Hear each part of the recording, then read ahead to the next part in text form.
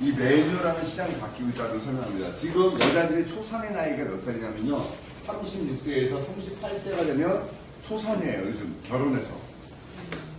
예전에 10년 전에는요. 26세에서 28세인데 지금 바뀐 게 요게 초산이 돼서 요 나이에 아이가 초등학교를 가면 엄마 나이가 45에서 6이에요. 엄마 나이가. 그래서 아이가 중학교 들어갈 때쯤 중학교 1학년, 2학년이 되면 엄마 나이 폐경기, 아이 나이 사춘기. 그래서 엄마와 아이가 싸워요.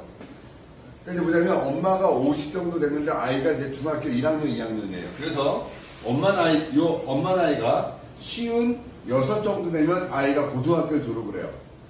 그래서 아이가 대학을 갔다 와서 3학년 정도 되면은 군대 가기 전에 대학 3학년이면 엄마는 한갑이고요. 군대 갔다 오면 엄마는 62살 정도 되는 상황이에요. 그러면 여자들이 본인 나이에 30대 중반에 아이를 낳아서 본인이 편안하는 나이가 언제냐면 60살이에요. 지금 10년 전에는요. 결혼을 일찍 해서 50 전후가 돼서 40대 중반에서부터 50살 여기가 엄마들이 본인 스스로를 챙기고 미에도 이뻐지고 싶고 본인 취미도 하고 이렇게 시작인데 지금 트렌드가 바뀌어서 엄마들의 나이가 60살로 바뀌었어요. 자, 60살 되신 분들이 에스테이션 시장에서 어떤 역할을 할까? 60살 되신 분들이 이뻐지는 게 우선일까요? 통증이 없는 게 우선일까요? 라고 생각하셔야 돼요. 지금 상황이 트렌드가 바뀌었다는 거예요.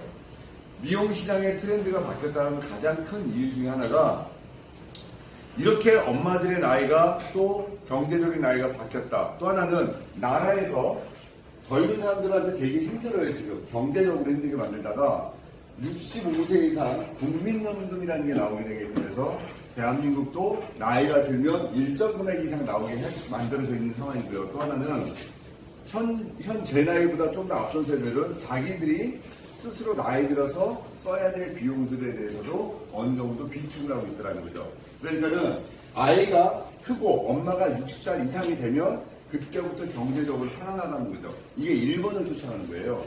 1번은 젊은 사람들이 취직을 안 해요.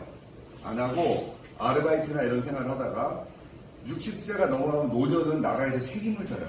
그러니까 젊을 때는 힘들게 살다가 나이가 되면 1번은 어르신, 나이가 있는 어른들은 오히려 편안하게 산다는 거죠. 근데 한국이 쫓아가고 있어요. 그래서 미용시장의 트렌드가 기존의 40대가 아니라는 거예요, 이제. 미용시장의 트렌드가 60대, 50대 후반에서부터 60대 초반으로 포커스가 막혀져 있더라. 그러니까 이들에게 할 수 있는 게 뭐냐면 안티에이징, 항노화예요. 항노화. 그러니까 이제는 뭐냐면 여러분들이 이뻐지게 하거나 이게 아니라 항노화와 통증이라고. 결국 트렌드는 두 가지다.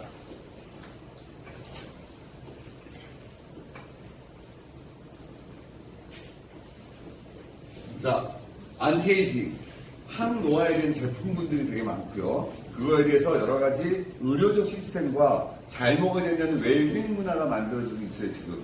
그래서 이거는 어느 정도 답이 나왔다 치더라도 페인 컨트롤, 통증은 현재 양분화가 되고 있는 게 의료시장 자체에서 의료 실비보험이라는 게 하나의 전 국민의 트렌드가 잡혀서 조금만 불편해도 병원에 가서 케어가 돼요. 근데 과잉되는 의료의 어떤 시스템들이 오히려 여러분들의 건강을 더 많이 해칠 수도 있는 상황이 됐다는 거죠.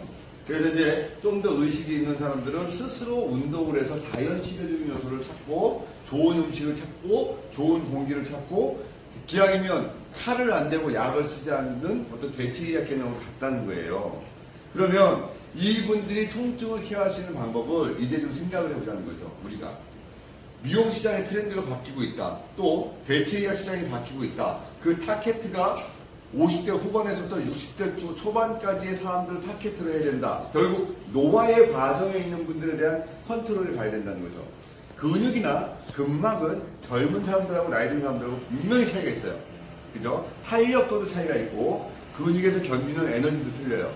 또 하나는 MET, 머슬 에너지의 테크닉도 틀려서 이 사람들이 같은 근육의 힘과 에너지도 틀리고 통증이 느끼는 양도 젊을 때 느끼는 통증과 통증이 지속되는 시간도 틀려요.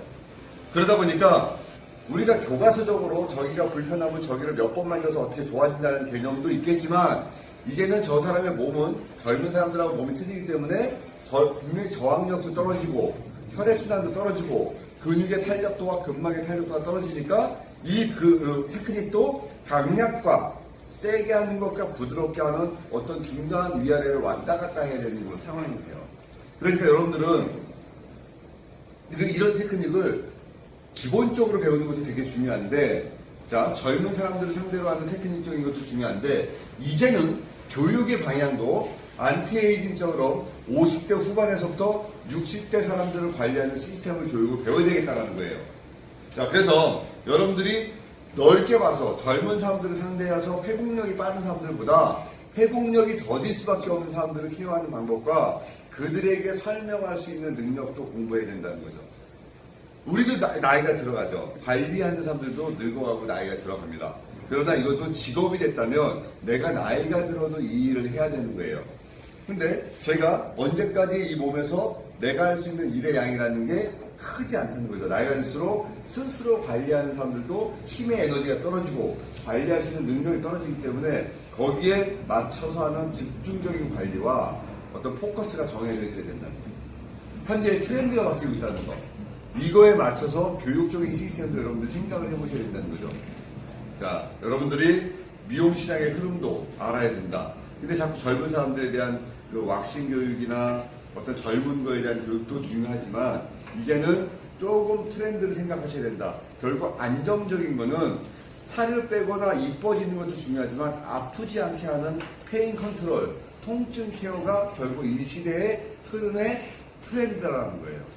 거기에 맞춰서 오늘 여러분들에게 설명을 드리고자 합니다.